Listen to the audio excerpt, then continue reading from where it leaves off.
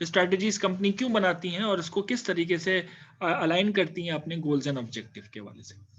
इस चीज के लिए मैं एक एक्टिविटी की तरफ आपको लेके चलता हूं। आपने एक छोटी सी वीडियो देखनी है स्ट्रैटेजी के हवाले से और अहम पॉइंट अपने पास नोट डाउन करना है। तो मैं आपको 1 मिनट देता हूं, जल्दी से पेपर और पेन संभाल लें और जो मेन पॉइंट्स आपने आइडेंटिफाई किए हैं उसकी एक पिक्चर अगर आप मैंने मुनासिब समझें तो मुझे व्हाट्सएप कर देंगे ग्रुप में। अगर जिन लोगों के पास ग्रुप है वो ग्रुप डाल दें और जिनके पास नहीं है तो वो मुझे इंडिविजुअली भेज दें ताकि हम उसके ऊपर एक अपनी स्टॉर्मिंग करते हैं, ब्रेन स्टॉर्मिंग करते हैं।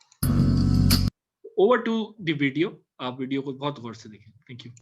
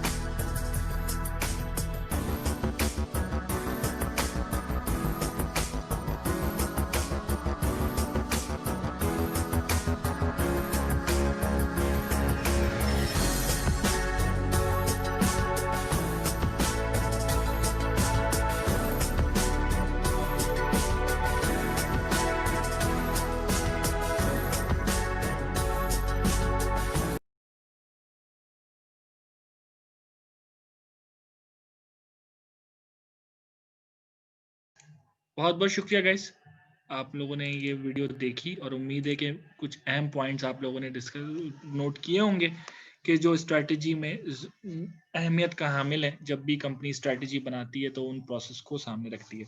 थोड़ा सा हम बैक करें तो पता चलता है कि स्ट्रैटेजी बनाने के लिए कुछ रहनुमा उसूल हैं, कुछ प्रिंसिपल्स हैं। समटाइम्स कंपनी 5 P's के जरिए स्ट्रैटेजी बनाती है जिसमें वो प्लान, प्लॉय, पैटर्न, पोजीशन और प्रोस्पेक्टिव पे काम करती है कंपनी के। समटाइम्स वो शॉर्ट एनालिसिस करती है कंपनी का और फिर अपनी स्ट्रेटेजी डिफाइन करती है और समटाइम्स ब्रेनस्टॉर्मिंग करती है। ब्रेनस्टॉर्मिंग क्या चीज है उस हवाले से हम बात करेंगे।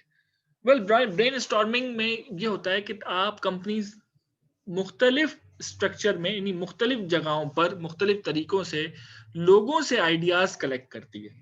समटाइम्स कंपनी सर्वे कराती है, समटाइम्स कंपनीज बड़े बड़े lunch dinner training activities awareness activities, ठीक है, वो करती है, उसके जरिए लोगों से राय लेती है। समटाइम्स क्लोज एंडेड तरीके से लोगों को सामने एक सवाल रखा जाता है और उनको कहा जाता है इस बारे में अपनी राय दें और उसे ड्रॉप बॉक्स में डाल दें। ब्रेनस्टॉर्मिंग एक्टिविटीज का फायदा क्या हो सकता है? और ब्रेनस्टॉर्मिंग एक्टिविटीज हम भी क्लास में करते हैं, मैं तो बहुत ज्यादा ब्रेनस्टॉर्मिंग एक्टिविटीज करता हूँ। उसके दो रीजंस हैं। फायदा क्या है ब्रेनस्टॉर्मिंग एक्टिविटीज का कि लोग पार्टिसिपेट करते हैं। whenever your participant involved in your topic involved in your decision making, he or she feel very self motivated। जब आपसे पूछ के कोई काम किया जाता है तो ये ह्यूमन साइकोलॉजी है कि इंसान को खुशी होती है। इसी तरीके से हम काफी हमारी कंफ्यूजन होती है चीजों के बारे में और हमसे जब पूछा जाता है या हम उसके बारे में डिस्कस करते हैं, कम्युनिकेट करते हैं, तो वो प्रॉब्लम सॉल्विंग स्किल्स भी आपकी वक्त के साथ साथ बन जाती है। ब्रेनस्टॉर्मिंग एक्टिविटीज से मुख्तलिफ लोगों की राय आपको पता चलती है, डिफरेंट एस्पेक्ट से आपको चीजों का सामना होता है, some positive type some negative type, ठीक है। और ब्रेनस्टॉर्मिंग एक्टिविटी से सबसे बड़ा फायदा ये होता है कि ऑर्गेनाइजेशन अपने लोगों को एक प्लेटफॉर्म पे इकट्ठा करती है। बिकॉज हर इंसान ऑर्गेनाइजेशन में सुबह आता है, अपनी जॉब करता है, शाम में चला जाता है, लेकिन ब्रेनस्टॉर्मिंग एक्टिविटीज के जरिए लोगों की इन्वॉल्वमेंट बढ़ती है, लोग मजीद चीजों को डिस्कस करने के काबिल होते हैं, लोग चीजों को डिस्कस करने के साथ साथ उनके आपस की रिलेशनशिप डेवलपमेंट अच्छी होती है, रिलेशनशिप बिल्डिंग अच्छी होती है। लोगों को ये पता होता है कि ऑर्गेनाइजेशन जब भी कोई फैसला लेता है या लेती है तो उनसे पूछा जाता है, और जब फैसले आपकी मर्जी के मुताबिक आपसे पूछ के किए जाएं तो आप में आपकी उस फैसले को या उस टारगेट को अचीव करने में आपकी मोटिवेशन ज्यादा होती है। फॉर एग्जाम्पल, मैं आपसे बगैर पूछे किसी जगह पे लंच प्लान कर लूं और आपको कहूं कि आपको इस जगह आना है, तो आप सबसे पहले आपका ये सवाल होता है, यार मुझसे पहले पूछ लेते, मुझे बता देते, मुझसे डिस्कस कर लेते, ठीक है। लेकिन अगर आपसे डिस्कस करके कोई जगह डिसाइड होगी तो आपका आने का या उसमें इन्वॉल्व होने का एक माइंडसेट ही अलग होगा, ठीक है। तो इस वजह से कंपनी ब्रेनस्टॉर्मिंग एक्टिविटीज करती हैं और ब्रेनस्टॉर्मिंग एक्टिविटीज में डिफरेंट डिपार्टमेंट्स को इंक्लूड किया जाता है, इन्वॉल्व किया जाता है, वर्कर्स को इन्वॉल्व किया जाता है समटाइम्स, ठीक है। समटाइम्स आपको आपके लीगल डिपार्टमेंट को इन्वॉल्व किया जाता है, ठीक है। और समटाइम्स पूरी ऑर्गेनाइजेशन को इन्वॉल्व किया जाता है डिजिटली। फिर एक दूसरी स्ट्रैटेजी है जिसे पेस्टल स्ट्रैटेजी कहते हैं। पेस्टल स्ट्रैटेजी भी एग्जामिनेशन पॉइंट ऑफ व्यू से तो इम्पॉर्टेंट है कि अगर आपको सिर्फ पेस्टल मॉड्यूल के नाम से कोई चीज आ जाए तो आपको घबराने की जरूरत नहीं है। आपसे सवाल सिर्फ इतना से ही पूछा गया होगा उसमें कि पेस्टल स्ट्रैटेजी के जरिए ऑर्गेनाइजेशन किस तरीके से कोई काम करती, ठीक है। जैसे कि आपको पता है पिछले साल जब लॉकडाउन लगा तो बहुत सारी ऑर्गेनाइजेशंस इस चीज को समझ ही नहीं पा रही थी कि they can actually work from home, कि their employees can actually work from home. वो जो बिजनेसेस में है वो रिमोटली कर सकते हैं, ठीक है। रिमोटली अपने घर पे कर सकते हैं और घर पे मौजूद रहते हुए सेफ रहते हुए कर सकते हैं। क्यों? क्योंकि उन्होंने ये वाला मॉड्यूल अप्लाई नहीं किया था, उन्होंने अपनी स्ट्रेंथ आइडेंटिफाई नहीं की थी, ठीक है, और वीकनेस को आइडेंटिफाई नहीं किया था और अपॉर्चुनिटीज और थ्रेट्स को भी आइडेंटिफाई नहीं किया था, ठीक है। पेस्टल स्ट्रेटजी क्या होता है कि आप कुछ फैक्टर्स को आप आइडेंटिफाई करते हैं, इवैल्यूएट करते हैं। उसमें नंबर 1 फैक्टर है इकोनॉमिक फैक्टर।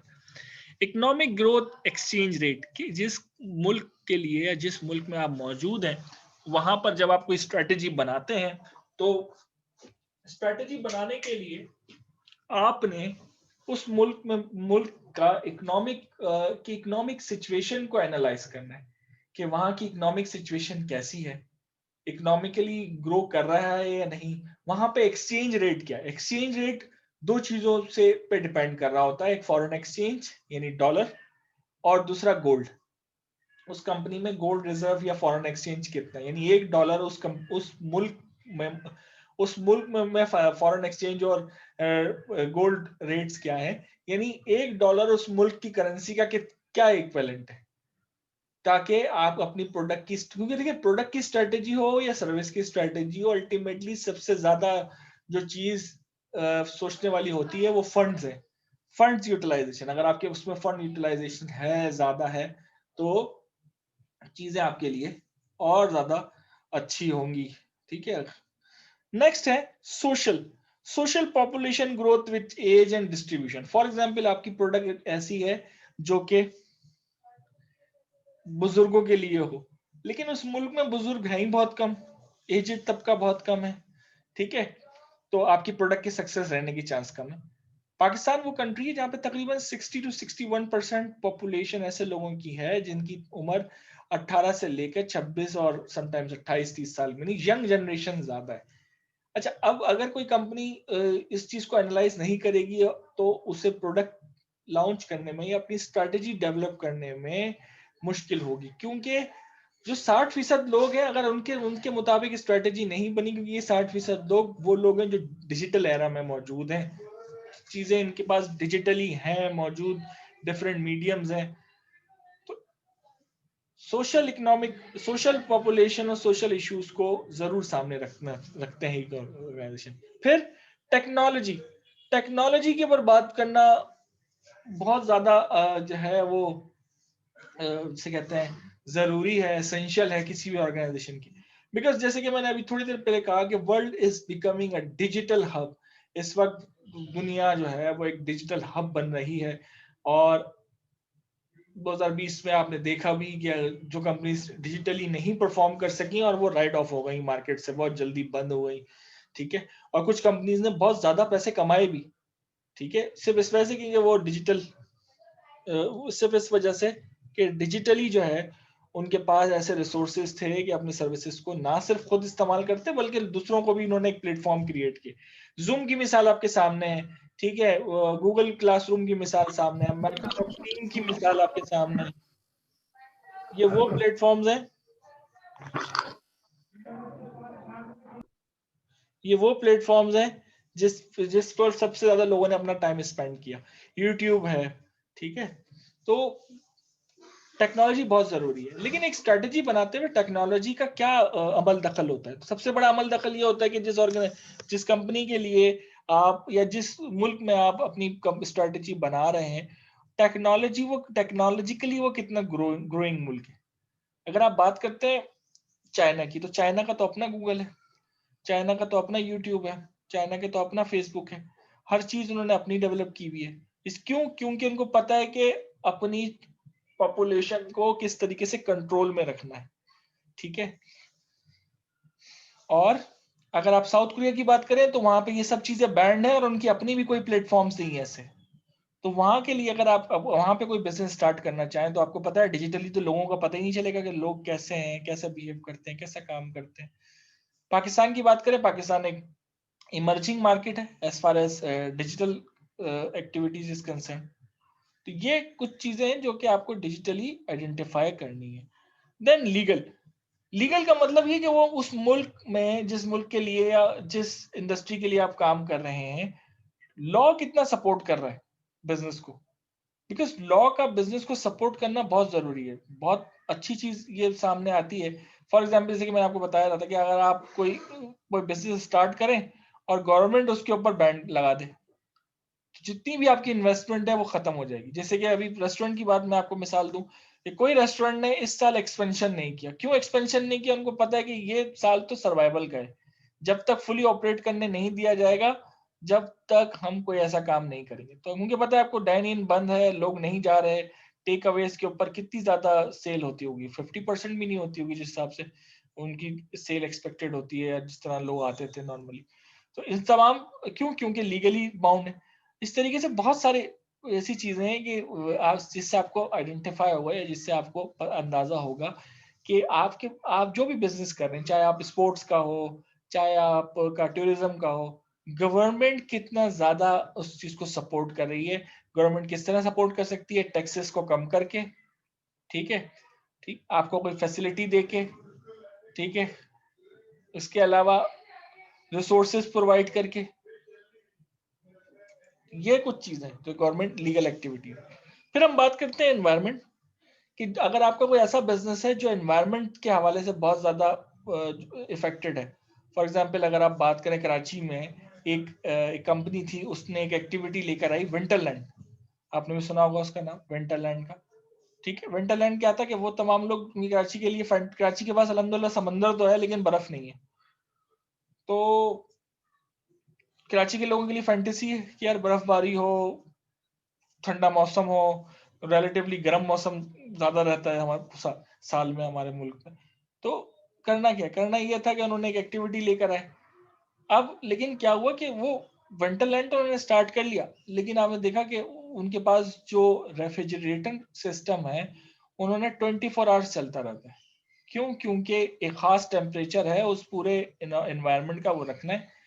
इससे क्या हुआ कि उनकी कॉस्ट बहुत इंक्रीज हो गई, जिसकी वजह से जो सस्ती तफरी सोच के वो लेकर आए थे इस चीज को, वो महंगी तफरी हो गई, क्योंकि कॉस्ट ज्यादा हो गई। तो वो कॉस्ट अल्टीमेटली किसको बेयर करनी है? और वो कस्टमर्स को बेयर करनी है।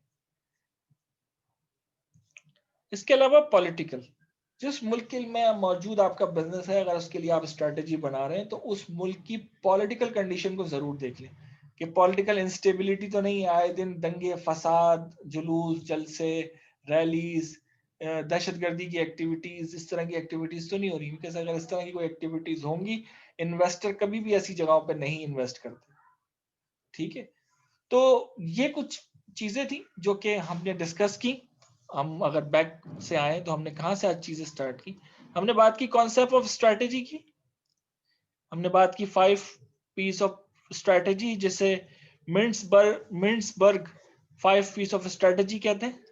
हमने बात की शॉर्ट एनालिसिस की, ब्रेनस्टॉर्मिंग की, और पिस्टल मॉड्यूल की।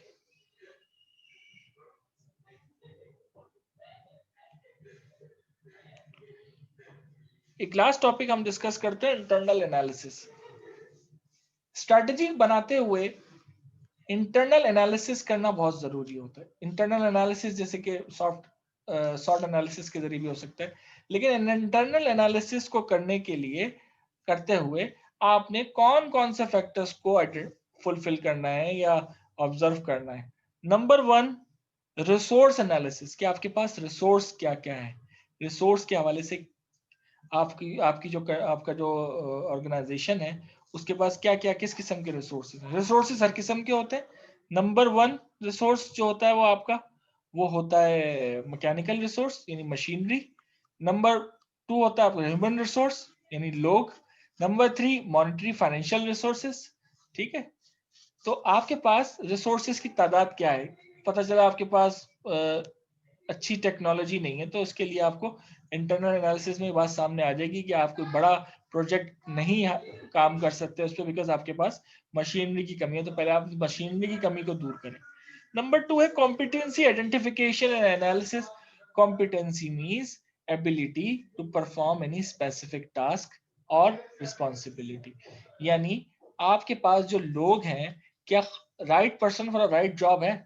आपके पास अगर मशीनरी, अगर आपके प्रोडक्शन डिपार्टमेंट में स्पेशलिस्ट प्रोडक्शन मैनेजर्स हैं, प्रोडक्शन ऑफ प्रोफेशनल हैं, आपके पास ह्यूमन रिसोर्स में स्पेशलिस्ट ह्यूमन रिसोर्स के अफराद हैं, या फिर वो थर्ड वर्ल्ड कंट्रीज की ऑर्गेनाइजेशन की तरह होता है कि आपको पहले जॉब पे रख लेते हैं फिर सोचते हैं कि आपसे काम क्या लेना है।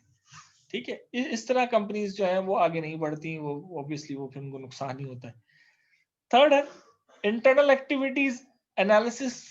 इंटरनल एक्टिविटीज आपकी ऑर्गेनाइजेशन की क्या है, लोगों का कल्चर कैसा है, लोग कोऑपरेटिव हैं या नहीं है, कंपनीज के डिफरेंट डिपार्टमेंट है आपस में इंटरलिंक है या नहीं, उनकी जो कम्युनिकेशन है वो कैसी है, कम्युनिकेशन करते हुए वो एक दूसरे से जो है वो हार्श तो नहीं हो रहे, कम्युनिकेशन चैनल्स डेवलप हैं या नहीं। Human resource where is gap exist, कि ह्यूमन रिसोर्स का मतलब ये कि आपके पास जो लोग आपने आइडेंटिफाई किए हुए हैं, आपने रखे हुए हैं, आपने उनको जॉब दी हुई है, वो लोग स्किल्ड है या नहीं है, उनकी हेल्थ और सेफ्टी सिक्योर है या नहीं है। ठीक है, जैसे कि मैं अभी लास्ट क्लास में भी एक बात डिस्कस कर रहा था, ऑर्गेनाइजेशन की ये ह्यूमन रिसोर्स स्ट्रेटेजी होती है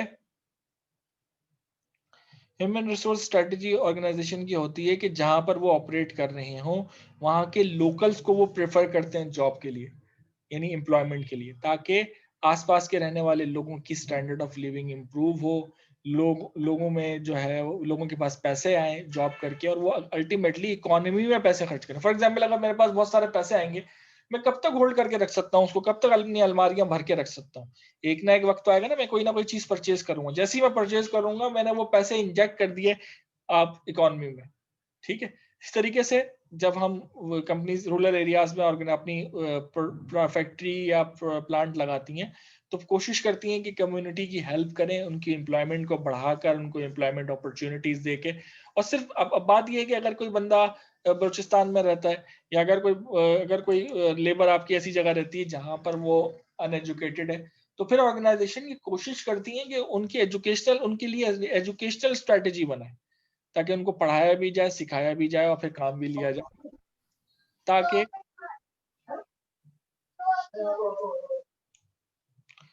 ताकि अल्टीमेटली कंपनीज का मुल्क में आने से, मल्टीपल कंपनीज का मुल्क में आने से मुल्क के रहने वाले लोगों की पॉपुलेशन में एजुकेशन फैक्टर इंक्रीज हो, इकोनॉमिक फैक्टर इंक्रीज हो, ये चीजें।